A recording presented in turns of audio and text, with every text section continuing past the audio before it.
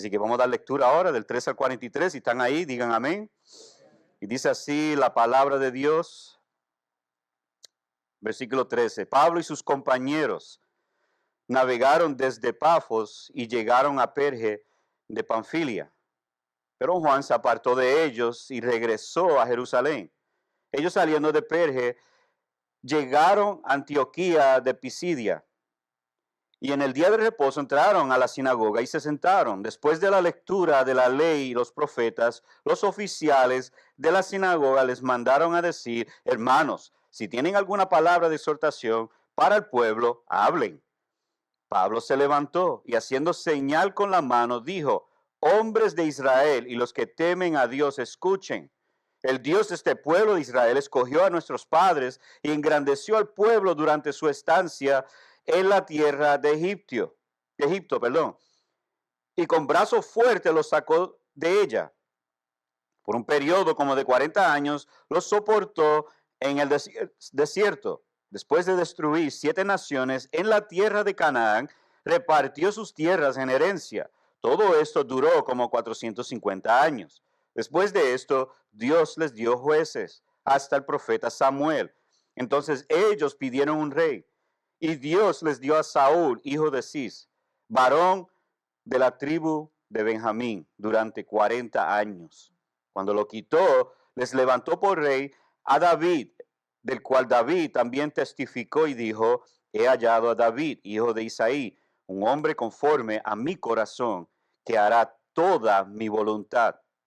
De la descendencia de este, conforme a la promesa, Dios ha dado a Israel un Salvador, Jesús. Después de que Juan predicó antes de su venida el bautismo de arrepentimiento a todo el pueblo de Israel, cuando Juan estaba a punto de terminar su carrera, decía: ¿quién piensan ustedes que soy yo? Yo no soy el Cristo, pero miren, viene tras mí uno de quien yo no soy digno de desatar las sandalias de sus pies. Hermanos, hijos de linaje de Abraham y los que entre ustedes temen a Dios, a nosotros nos es enviada la palabra de esta salvación. Pues los que habitan en Jerusalén y sus gobernantes, sin reconocer a Jesús ni las palabras de los profetas que se leen todos los días de reposo, cumplieron estas escrituras cuando lo condenaron. Aunque no hallaron causa para dar muerte a Jesús, pidieron a Pilato que lo mandara matar.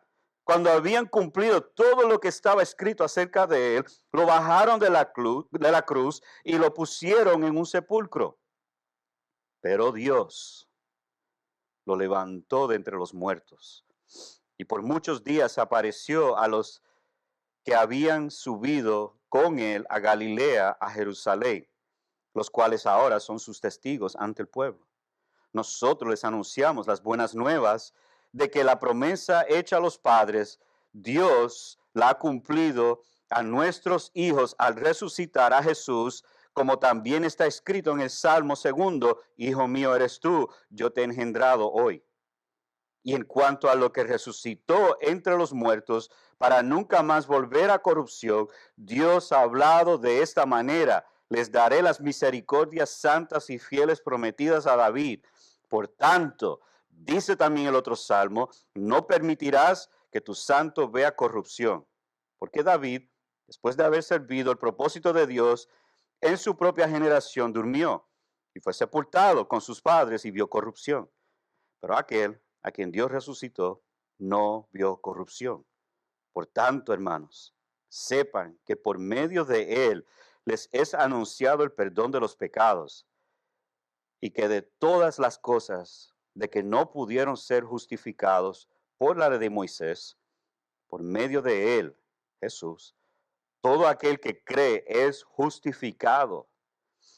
Tengan pues cuidado de que no venga sobre ustedes aquello de que se habla en los profetas. Miren, burladores, maravíllense y perezcan, porque yo hago una obra en sus días, una obra que ustedes nunca creerían, aunque alguien se lo descubriera. Al salir Pablo y Bernabé, la gente les rogaba que el siguiente día de reposo les hablaran de estas cosas. Terminada la reunión de la sinagoga, muchos de los judíos y de los prosélitos, temerosos de Dios, siguieron a Pablo y a Bernabé, quienes, hablándoles, les instaban a perseverar en la gracia de Dios. Oremos. Señor, en este día te rogamos, te suplicamos por amor a Jesús, que tú ilumine el entendimiento de todos nosotros. Ayúdanos a ver las riquezas y gloria de Cristo a través de estos versículos. Cámbianos, Señor, porque necesitamos ser cambiados. Transfórmanos. Moldéanos más a la imagen de Jesús. Y para aquellos que todavía no han recibido al único y verdadero Rey, Señor y Salvador Jesucristo, que hoy sea el día de la salvación. A ti, Señor, te damos toda la gloria en el precioso y glorioso nombre de Jesús. Amén y amén. Hoy vamos a ver tres cosas en estos versículos. Vamos a ver primeramente la oportunidad para el Evangelio, versículos 13 al 15. Vamos a ver la explicación del Evangelio, versículos 16 al 41. Y finalmente vamos a ver los resultados del Evangelio. Primer encabezado que vamos a ver en esta mañana es la oportunidad para el Evangelio. Y vemos aquí en esta oportunidad que tiene el apóstol Pablo junto con Bernabé, que ellos van a un lugar estratégico. En los versículos, primero lo que vemos en el versículo 13, primeramente, es que aparentemente hay un cambio de liderazgo. Antes era Bernabé y Saulo. Vemos eso en los capítulos 12, versículo 25, capítulo 13, versículo 2 y versículo 7.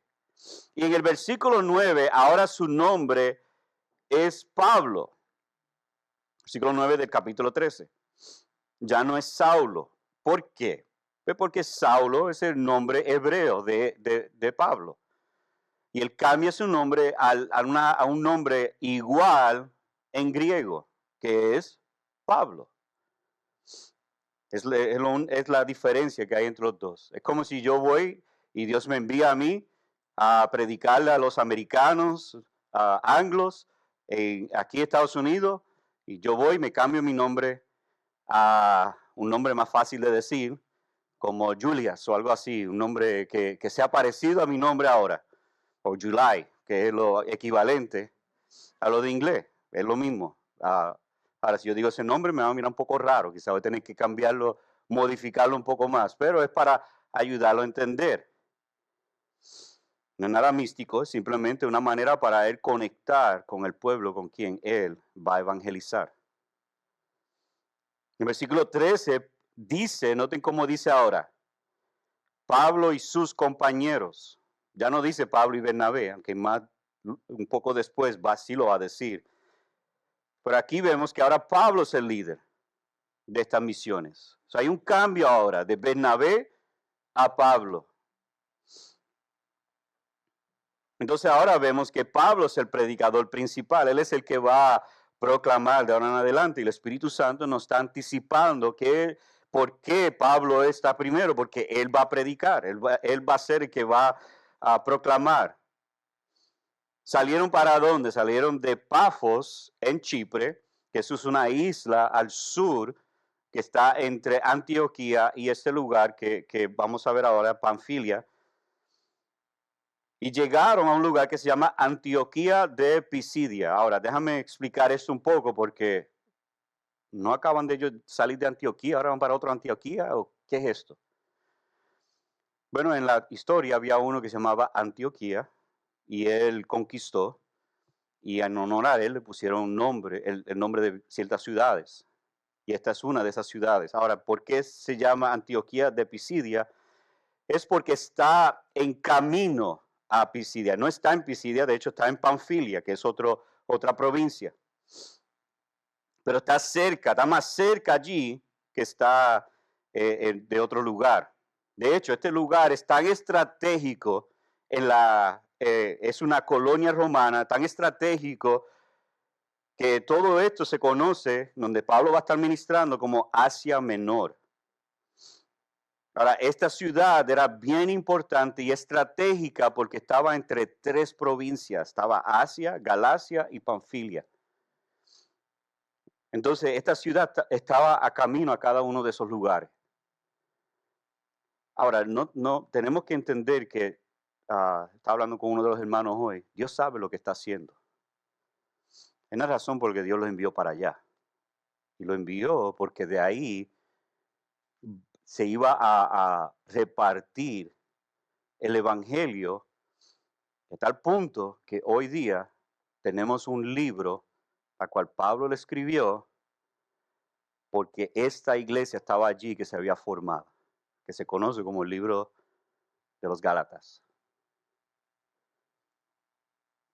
Así que vemos cómo Dios el Espíritu está llevando a Pablo a este lugar para empezar a repartir, para que el evangelio pueda ser esparcido en esta área.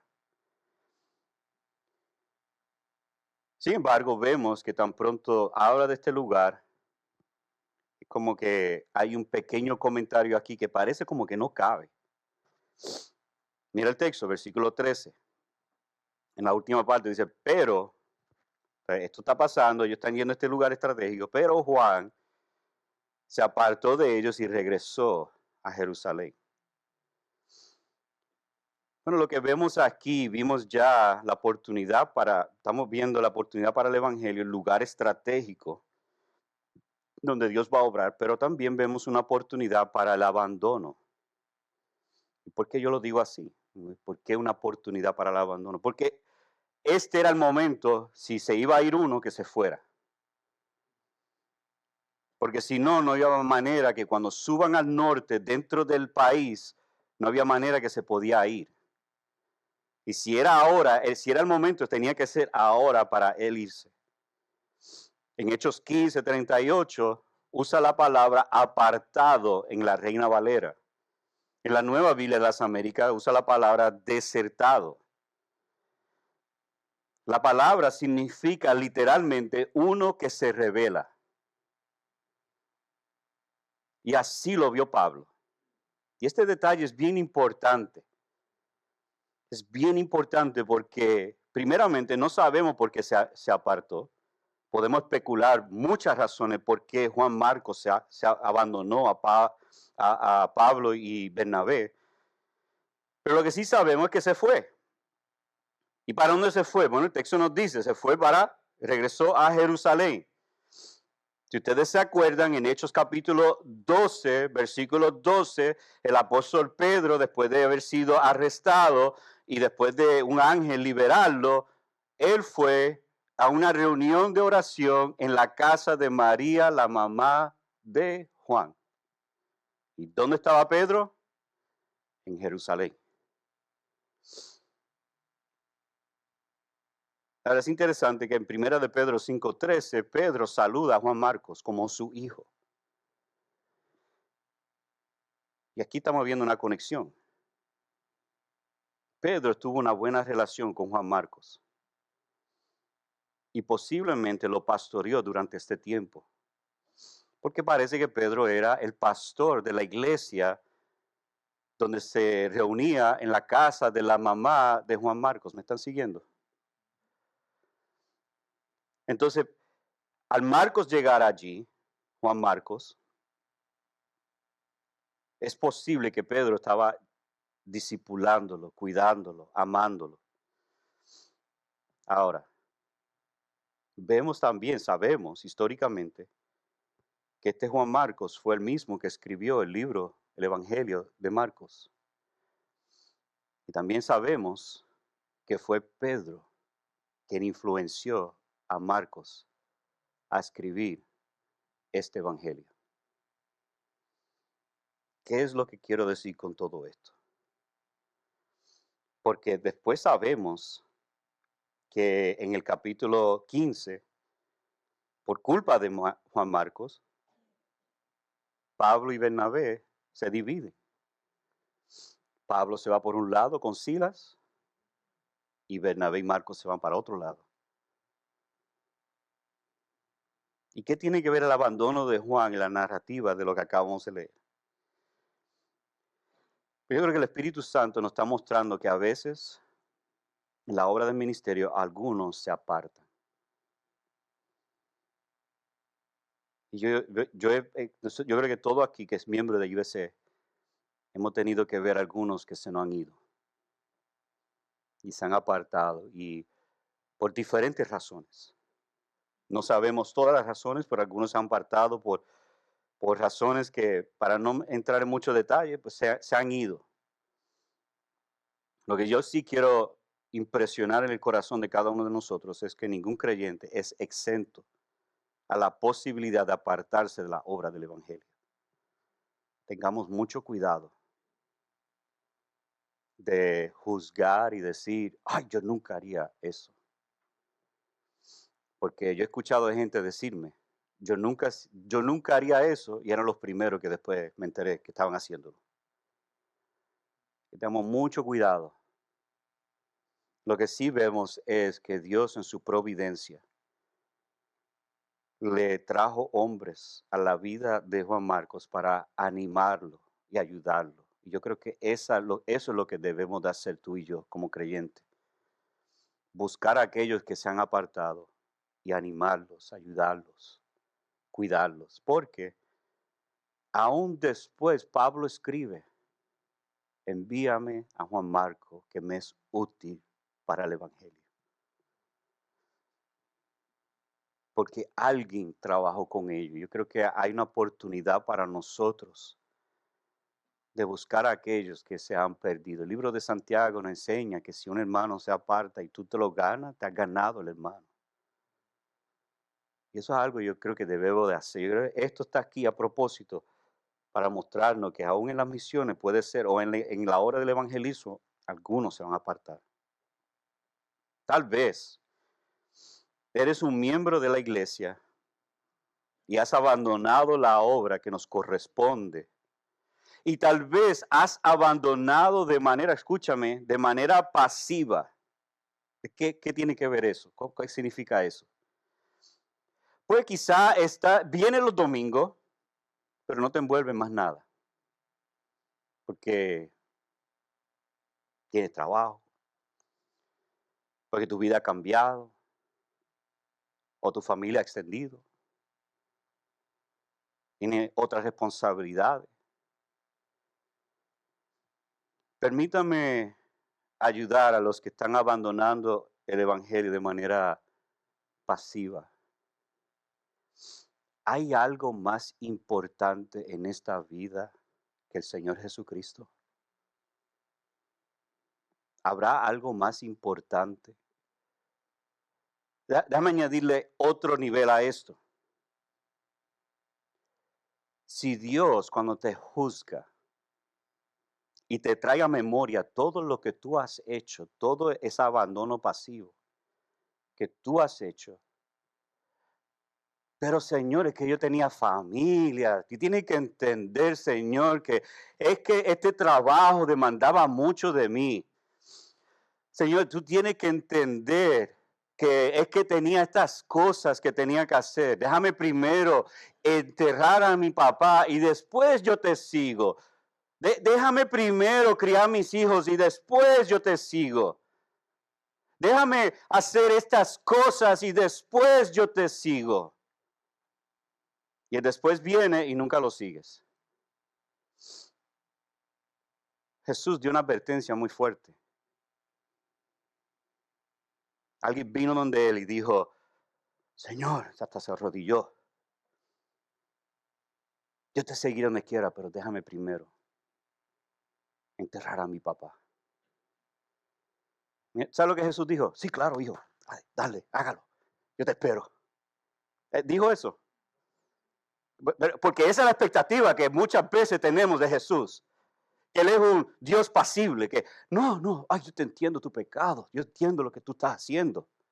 Ese no es el Dios de la Biblia, ese es un Dios que hemos creado a nuestra imagen, pero eso no es el Dios de la Biblia, porque el Dios de la Biblia, Jesucristo, le dice a él, deja que los muertos entierran los muertos, tú sígueme. Eso eran las palabras de nuestro Señor Jesucristo. El abandonar a Jesús Sí hay gracia para el que abandona. Y no sabemos todas las razones que Juan Marcos abandonó a Jesús. Pero Jesús dijo claramente que pone su arado, sus manos en el arado y mira atrás, no es digno de mí. Así que tengan cuidado con la pasividad de creer que yo voy a hacer lo suficiente para verme cristiano.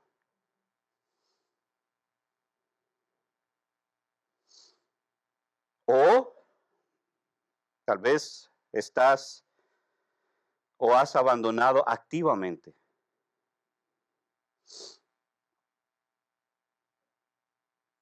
Y has abandonado tu primera misión, como tu familia, tu esposo, esposa. O la iglesia. Yo creo que hay una exhortación para todos. Si has abandonado la obra del Evangelio, yo te suplico por amor a Jesús hoy, ahora mismo, vuelve a Cristo. Arrepiéntete de tu pecado y confiesa en Él. Hay mucha oportunidad para estar activo en la obra del evangelismo. No abandones a Cristo. Cristo nunca nos abandona a nosotros. Próximo que vemos es que hubo una oportunidad estratégica. Pablo, como costumbre, va el día de reposo.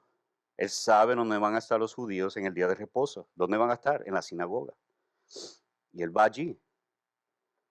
Después de la lectura de la ley, ellos le preguntan, ¿quién quiere dar una palabra de exhortación para el pueblo? Es como que si Pablo estaba esperando ese momento.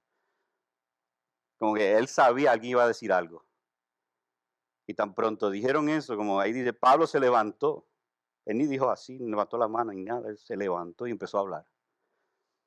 ¿Te puedes imaginar eso? Imagínate que yo digo, hay alguien aquí con una palabra de exhortación y alguien viene aquí y me saca del medio y empieza a hablar. Algo así pasó. Pablo estaba tan entusiasmado por esta oportunidad estratégica. Él sabía dónde él que tenía que ir para hablar del Evangelio de Jesús a los judíos que estaban allí leyendo la palabra de Dios. Y el fallo que tenían en la sinagoga es que estaban leyendo la ley y los profetas sin Cristo. Y Pablo fue allá para asegurar que Cristo iba a ser proclamado a través de la ley y de los profetas. Tiene una lección para nosotros. Nosotros tenemos que aprender a ubicarnos intencionalmente, estratégicamente para llevar el evangelio.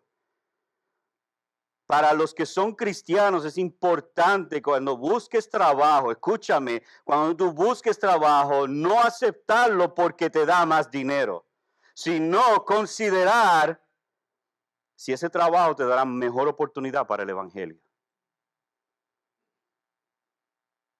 El mundo piensa así. El mundo dice, coge el trabajo que más dinero te da. Ese trabajo que tú debes de hacer. Esa es la voluntad de Dios.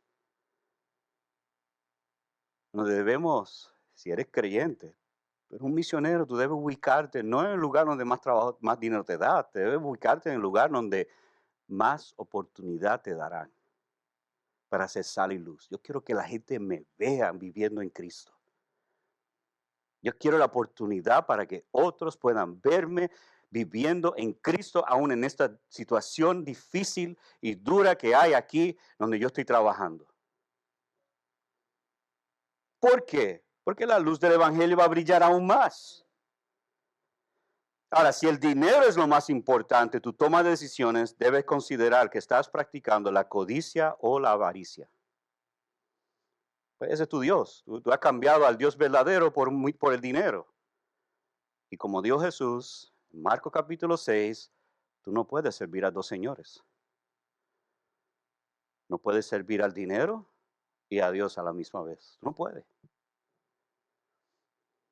Entonces, en vez de tomar un trabajo porque te da más dinero, tú debes buscar un trabajo que dice, hay más gente para yo hablarles del evangelio aquí.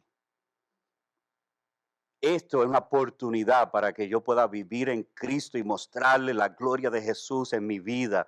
Que este triste pecador ha sido salvo por su gracia y por esa gracia yo voy a vivir aquí y yo quiero que me vean. Yo quiero ser un espectáculo de la gracia de Jesucristo para que cuando me diga, ¿por qué tú vives así? Decirle, por medio de Jesucristo es como yo vivo así.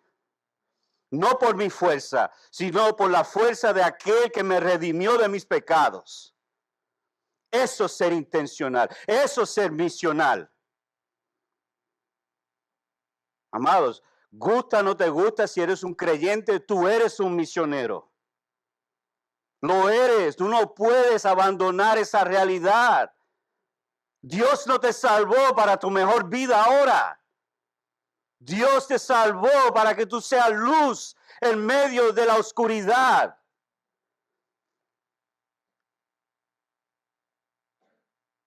Pero pastor, ¿cómo yo voy a vivir? ¿No dice la palabra de Dios que Dios proveerá todas nuestras necesidades según las riquezas en Cristo? Filipenses capítulo 4. Si crees eso, entonces debemos ser intencionales, estratégicos en cómo evangelizamos. Y eso incluye trabajo, familia, escuela de los niños, recreación. Todo. Y si tus compañeros de trabajo no han escuchado el evangelio de tus labios, tú debes preguntarte por qué. ¿Por qué no?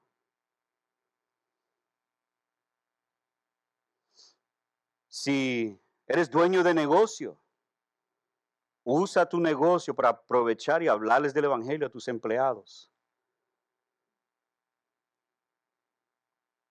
Y si no lo has hecho, ¿por qué? Permítame jactarme en Cristo, o de Cristo, mejor dicho. Cuando yo estaba en Atlanta, yo era bivocacional, como lo soy ahora, y tenía un trabajo y pues, el trabajo demandaba y el lugar donde yo estaba, había mucha gente que eran pues, pecadores, igual que yo. La única diferencia es que yo era salvo por la gracia de Cristo, la única diferencia. Me acuerdo que habían gente que explícitamente decían sus pecados frente a todo el mundo. Yo quería ser luz, yo trataba y me forzaba y era duro, era difícil porque uno se frustra en medio de esas situaciones. Lo sé, créeme. Me acuerdo que dentro de eso, cuando hablaban mal, yo me iba o a veces hasta le decía, mira, por favor no hablen así, no es necesario hablar así. Somos profesionales, ¿por qué no podemos subir la vara? Cosas así, yo trataba de ser sal y luz, ser ejemplo. Y cuando fallaba, pedía perdón. Cuando pecaba, pedía perdón, que me tenía que humillar y reconocer mi maldad.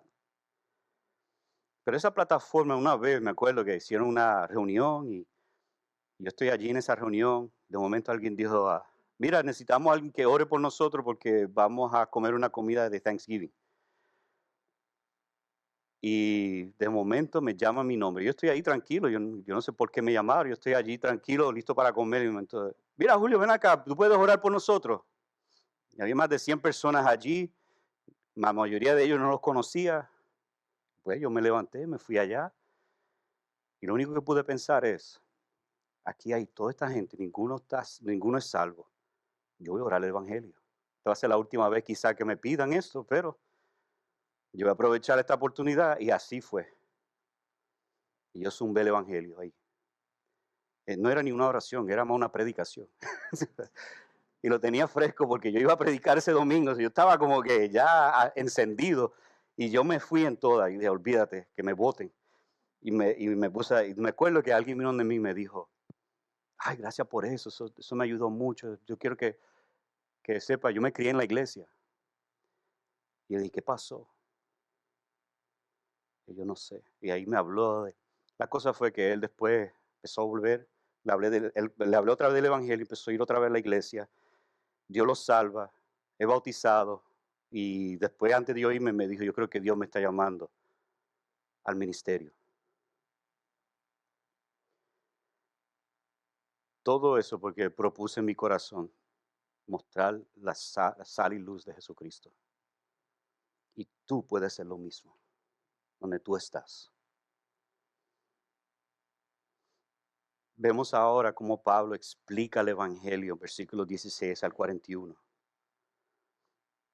Él evangeliza de manera estratégica, sin faltar los elementos del Evangelio. Y algo que llama la atención aquí es que ellos acabaron de leer la ley y los profetas, y Pablo expone las escrituras de la ley, Éxodo, y los profetas, Salmos, Samuel, Isaías, Habacuc. Para los que somos expositores y ustedes que los que están aquí, que han tenido la oportunidad de predicar y exponer, déjame decirles, esto es una cátedra para nosotros de cómo predicar y cómo dar una exhortación. Así que perdóname si lo daño, yo espero que no. Yo prefiero dejarlo así como está, pero tengo que dar unas explicaciones de lo que Pablo predicó aquí. Y algo interesante de esto que yo quiero llamarle la atención es que esto es muy parecido, no en su totalidad, pero es muy parecido a como Esteban predicó en Hechos 7. O sea, vemos aquí un paralelo pequeño. ¿De quién Pablo aprendió eso?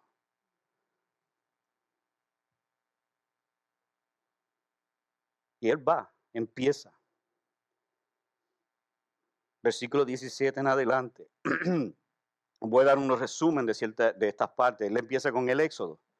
Y él dice que con mano fuerte los sacó de ella, de Egipto. Y esto es un término de Deuteronomio 7, 6 al 8 para describir que Israel era un pueblo pequeño y Dios los amó y los sacó a ellos de esa esclavitud. Y por 40 años Dios soportó a Israel. ¿Escucharon esa palabra? Eso es lo que dice ahí en el texto. Los soportó. Si ustedes leen la Biblia, Éxodo, es un poco frustrante leerlo. Dios hizo todos estos milagros. Le dio pan del cielo. O sea, no tenía que ni trabajar para la comida. Encima de eso le dio carne. Y por 40 años se quejaron. Ay, hace mucho calor. Ay, hace mucho frío. Ay, este pan. Ay, otra vez la codorniz. Ay, otra vez agua. Ay, teníamos mejor carne en Egipto. Pero en Egipto se estaban quejando. Dios los soportó por 40 años. Ojo, Colosenses 3 dice que debemos soportarnos unos a otros en Cristo. Misma palabra. Una conexión aquí. Igual que Dios nos soporta a nosotros. Porque nosotros somos, bueno, yo creo que ustedes no, pero yo me quejo mucho. Y yo tengo 50 años, yo llevo 50 años quejándome, un poco más que Israel. Y Pablo está mostrando que la historia de Israel es sobre, no solamente sobre Israel, es sobre Dios mostrando su poder y su paciencia con ellos. En cierta manera, Pablo está insultando a los judíos. Que ustedes no son tan especiales. Dios los soportó. Y podemos aplicarlo hoy. Dios nos ha soportado, ¿verdad? ¿Verdad que Dios es tan bueno y misericordioso con nosotros? No nos olvidemos de eso, amados. Él es eternamente misericordioso, que mucho nos soporta. Yo la verdad soy necio y yo no sé cómo, a veces, cómo el Señor sigue teniendo paciencia conmigo. Yo hasta pierdo mi paciencia conmigo mismo. Dios no pierde paciencia conmigo. Él no ha terminado la obra que comenzó. Dice en el versículo 19 que 450 años. Israel en Egipto por 400 años, en el desierto por 40 años, 10 años para conquistar los enemigos de Canaán. En versículos 20 al 22 vemos que Pablo entonces habla de 4 grandes eventos en Israel. Jueces, Samuel, Saúl y después David. Y Pablo atribuye las palabras de Primera de Samuel, capítulo 13, versículo 14, y Salmos 89, 20, a Dios. Nota el versículo 22, él dice que, del cual Dios también testificó y dijo, en otras palabras, esto no vino de la boca perdóname, de Samuel, esto vino de la boca de Dios, confirmando que las escrituras son la palabra de Dios, confiable totalmente. Y Pablo, como típico judío, mezcla los dos textos. ¿Por qué? ¿Por qué los mezcla los dos? Es una práctica muy normal. Ahora, en ese tiempo, ellos no tenían capítulos y versículos como tenemos hoy. Yo iban de memoria y juntaban los textos porque los judíos sabían la referencia que venía detrás de eso. Entonces, tanto Pablo, después que habla de la historia de Israel, y de una manera corta, comienza con la historia de Cristo. Versículo 23, ahora él habla de Jesús, que Jesús viene de la descendencia de David. Y eso lo vemos en Mateo capítulo 1 y Lucas también. Después entra Juan el Bautista, versículo 24 y 25. Y algo interesante que Pablo hace aquí en el versículo 25 al final es que él cita lo que los otros evangelistas escribieron acerca de lo que Juan el Bautista dijo, que no era digno de desatar las sandalias de los pies de Jesús, que él no es el Cristo. Y tan pronto termina eso, él da una pausa en versículo 26. Noten versículo 26. ¿Qué él hace aquí? Hermanos, hijos del linaje de Abraham y los que entre ustedes temen a Dios. Como una pausa ahí. Él empieza su discurso con estas palabras y él para aquí y llama la atención de ellos. Es como si yo empiezo Iglesia Bautista Central y empiezo a predicar. De un momento yo quiero hablar de algo relacionado a esto, pero llamarle la atención, le digo, Iglesia Bautista Central, escúchame que ahora les voy a decir algo. Y aquí le llama la atención. Y empieza con la muerte de Jesús. Y él entra en el corazón del evangelio. Su muerte era profetizado, versículo 27. Fue inocente de morir y fue crucificado y fue sepultado.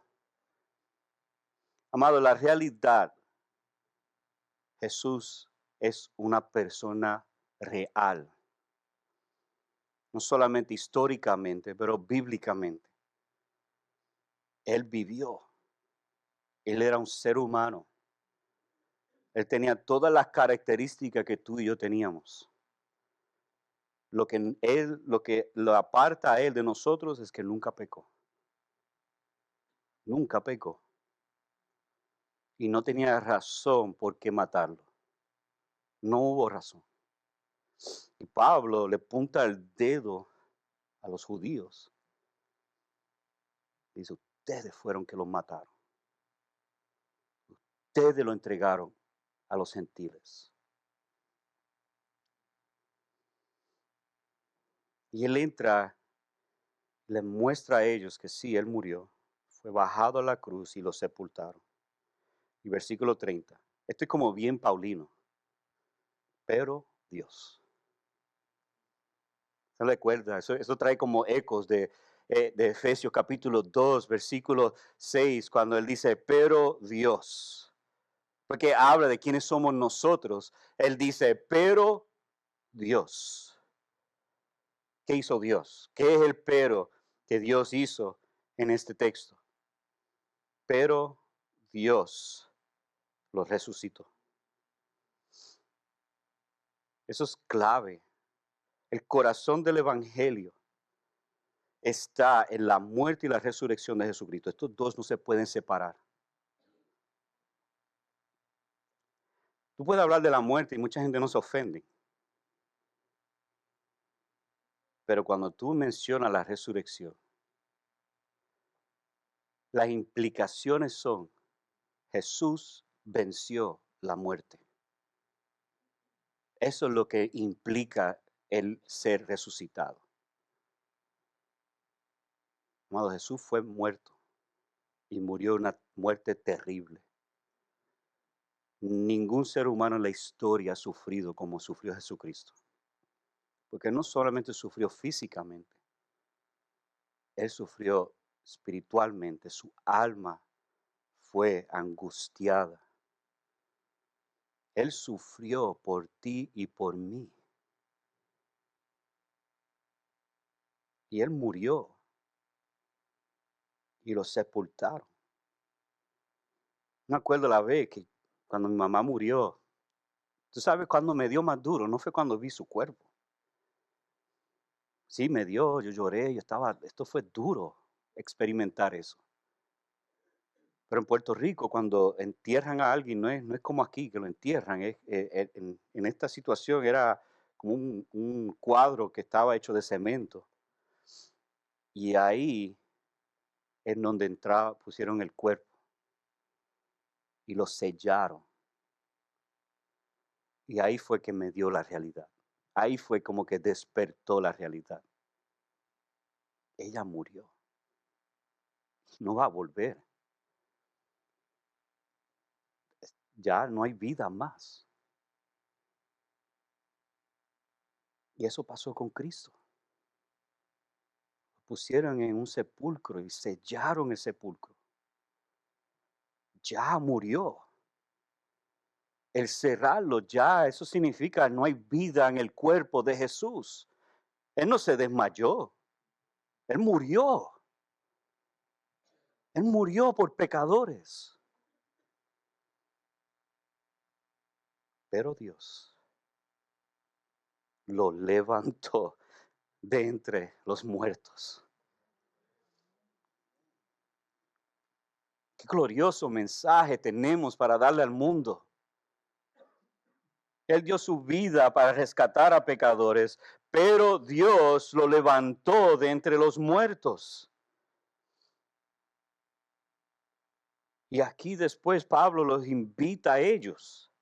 Versículo 38 en adelante, él dice otra vez, él da la pausa de nuevo. Por tanto, hermanos, sepan que por medio de él les es anunciado el perdón de los pecados. ¿Por qué resucitó? Dice en versículo 37 otra vez, pero aquel a quien Dios resucitó no vio corrupción. Por tanto, por causa de su resurrección, sepan que tú y yo ahora tenemos perdón de pecados. Lo que causa la muerte en ti y en mí, aquello el cual nos lleva a la muerte, que es el pecado, Cristo, a través de su obra, nos salva a nosotros. Y ahora si morimos, graduamos, nos vamos con Él. La muerte es una condenación. Pero Cristo vino a dar vida y dar vida en abundancia. Así que vemos el beneficio del Evangelio. ¿Cuál es el beneficio que Pablo les da a ellos? Noten versículo 38 39. Perdón de pecados, ser justificados, no por la ley, sino por medio de Jesús, si crees en Él. Justificado significa, escuchen esto, justificado. Cuando hablamos de la doctrina de la justificación, estamos diciendo que tú y yo somos culpables. Si el problema del perdón es que si Dios te perdona, tú sigues siendo culpable. Y vas a seguir siendo culpable. So, el perdón en sí no es suficiente. Dios tiene que hacer algo adicional para rescatarnos. Él tiene que entonces justificarnos. ¿Y qué significa eso?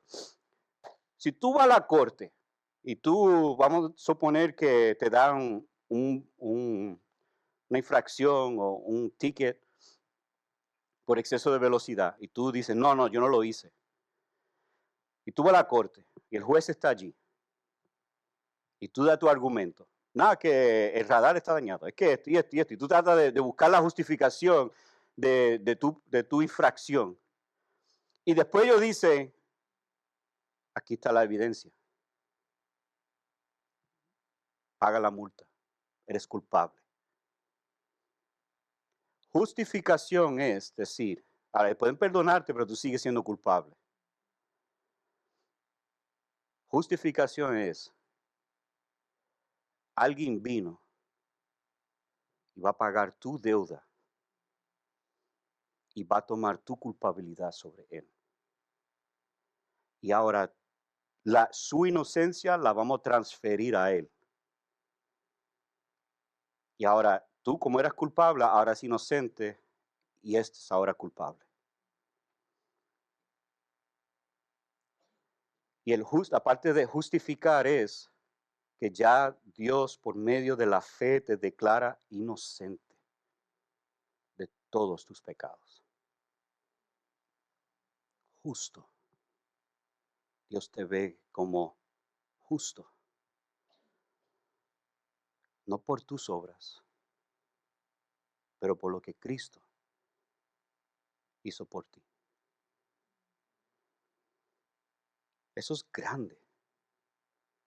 Porque los judíos pensaban que si yo hago las cosas bien, Dios me justificará. Y Pablo dice, tus obras no te van a justificar. Pero la obra de Jesús sí te puede justificar si tú pones tu fe en él. Esto es grande. Tengo perdón de mis pecados y soy declarado inocente de ahora en adelante. Wow. Gloria sea a Dios. ¿Qué yo daría por haber escuchado este sermón? Bueno, el problema es que yo no entiendo el idioma que habló, pero por lo menos ve la pasión que él tenía que haber hablado cuando estas palabras le salieron de su boca. Pero hay otro lado del evangelio. Hay otro lado. Este es el lado bueno del evangelio. Esta es la invitación. Si tú hoy no conoces a Cristo, si nunca has sido salvo, yo te ruego por amor a Jesús hoy, arrepiente de tu pecado y pon tu fe en Jesús y Él te justificará, te declarará inocente y te perdonará de tus pecados. Pero hay otro lado. Y es la advertencia, y Pablo entra en una advertencia aquí a ellos. Versículo 40, mira cómo lo dice. Tengan pues cuidado. Cuidado. Muchos de ustedes se van a ir de aquí. Yo espero que algunos crean en Cristo, pero algunos de ustedes se van a ir de aquí. Mira la advertencia, Dios es tan misericordioso que nos da a los dos. El gozo de la salvación. Tengan cuidado. Que tú te vas de aquí y tú no pones tu fe en Jesús. Porque hay una advertencia seria y solemne aquí. Mira el texto. Porque no venga sobre ustedes aquello de que se habla de en los profetas.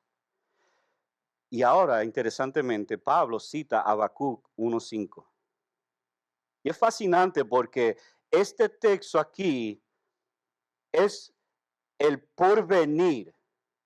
Es Habacuc, el profeta, hablando a Jerusalén, que ustedes van a ser destruidos. Jerusalén va a caer. Y él dice lo siguiente, miren burladores, maravíllense y perezcan. Así que la gente que escuchan el evangelio y lo niegan, están burlándose del mensajero. Eso no me va a pasar a mí. Yo no creo en la Biblia. Ustedes inventando sus cosas. Y no hay nada más real en esta tierra que la palabra de Dios. Y yo hago una obra en sus días, una obra que ustedes nunca creerían, aunque alguien se la describiera. Esta advertencia a los que hoy están escuchando y nunca han puesto su fe en Cristo, si tú no crees, tú lo que estás esperando es destrucción.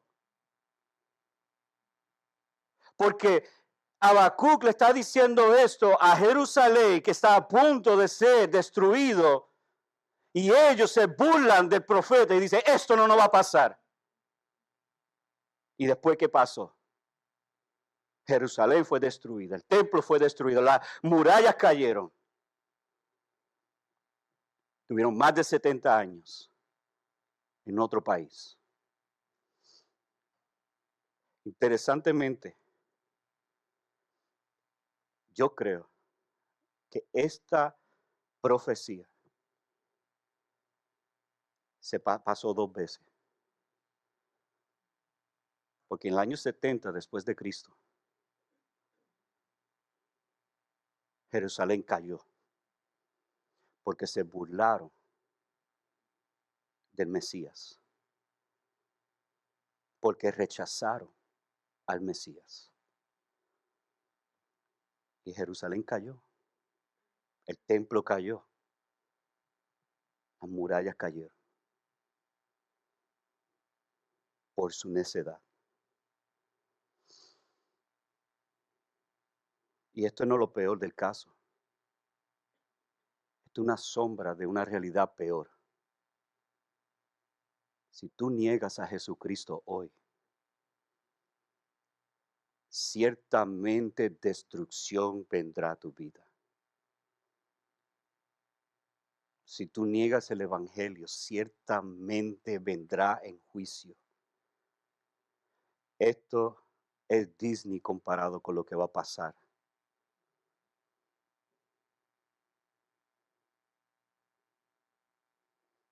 ¿Cómo respondieron? Exactamente como Pablo predicó que iba a pasar. Versículos 42 y 43. Mira el texto. La gente les rogaba que el siguiente día del reposo les hablara estas cosas. ¡Wow! ¡Qué tremendo!, ¿verdad? ¡Qué positivo! Dino otra vez. Este evangelio necesitamos escucharlo una vez más. Ven otra vez. Háblanos de este evangelio. Dicen muchos de los judíos, no pocos, muchos de los judíos y de los prosélitos temerosos de Dios. Otra vez ahí está esa descripción. Siguieron a Pablo y Bernabé. Y cómo Pablo y Bernabé los animó y los exhortó. Perseverar en la gracia de Dios, perseverar en el evangelio de Jesucristo, persevera en Cristo. Pero, versículo 45, aunque el pastor Tony lo va a predicar la semana que viene, necesito dar una mención sobre esto. Este pero no es bueno. Pero, cuando los judíos vieron la muchedumbre, se llenaron de celo y blasfemando contradecían lo que Pablo decía. Lo que Pablo predicó pasó. Cree en Jesús y tú serás salvo. Y mira lo que pasó. Estaban alegres y querían escuchar más del evangelio. Tengan cuidado. Y no tuvieron cuidado. Y cayeron y están bajo juicio. Algunos van a recibir la palabra del evangelio con alegría y gozo, con arrepentimiento y fe en Jesucristo. Y tristemente, aún hoy, posiblemente algunos rechazarán el evangelio. Si estás indiferente, el juicio es para ti. Si simplemente necesitas entender mejor, si tú no entiendes, quizá hoy yo te hablé, escuchaste el evangelio, te interesa, yo te digo, haga como estos hicieron, ruega que alguien le hable y le explique más. Pero, si entiendes el evangelio y todavía no te has arrepentido y creído en Jesús, yo te ruego por amor a Jesús, hágalo hoy. ¿Cómo? ¿Cómo yo hago esto? Ahí donde tú estás, pídele a Dios que te salve tus pecados. Clámale a Él. Tú has pecado contra Dios. Y Dios ha sido paciente contigo al punto de traerte providencialmente aquí hoy para que escuche el evangelio. Yo te ruego por todas las misericordias de Dios. Pon tu fe en Cristo, arrepiente de tu pecado. Nada bueno saldrá del pecado. Cree en tu corazón que Dios levantó a Jesús de los muertos Confiesa a Jesús como el único Señor y Salvador. La Biblia dice, Dios te salvará. Haga eso hoy para que tenga vida y vida en Cristo. Oremos.